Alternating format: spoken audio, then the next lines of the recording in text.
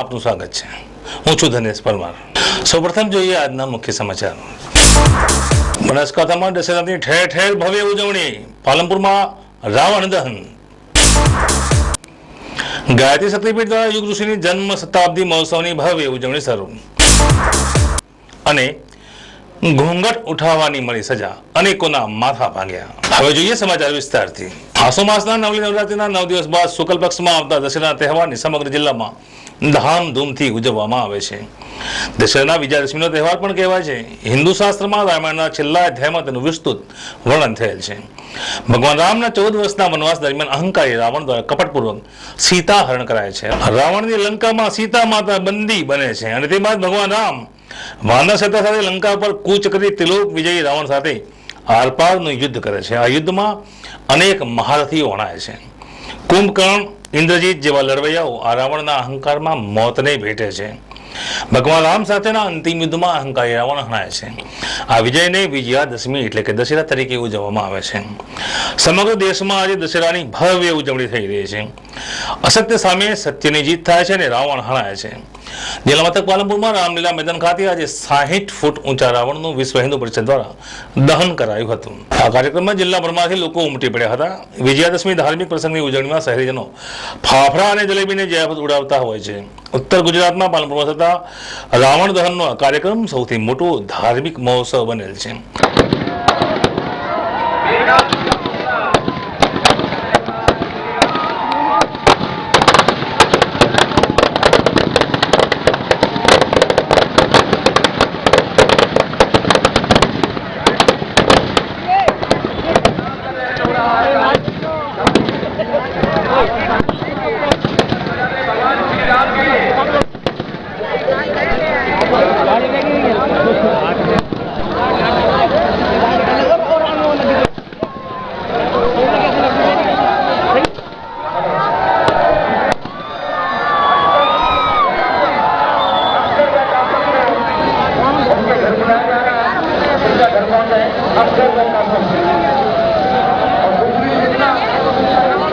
જ્યારે બીજી તરફ જોઈએ તો જોગાનો જોગ આજે મહારાષ્ટ્રના પ્રસિદ્ધ શેરડીધામ સાંઈ બાબાની પુણ્યતિથિ છે।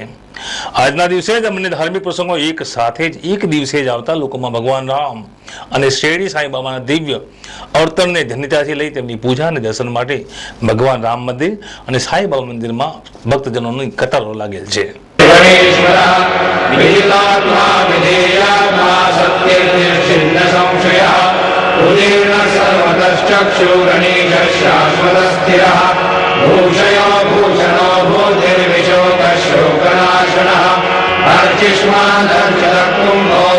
પાલનપુરમાં નવરાત્રીના છેલ્લા દિવસે શહેરમાં અવનવા વેશભૂષાથી સજ્જ યુવક યુવતીઓનો મેળો જામ્યો હતો, જેમાં શહેરના દરેક ગરબા મંડળો રોશનીથી તથા ખેલૈયાઓની ઝગમગી ઉઠ્યા હતા।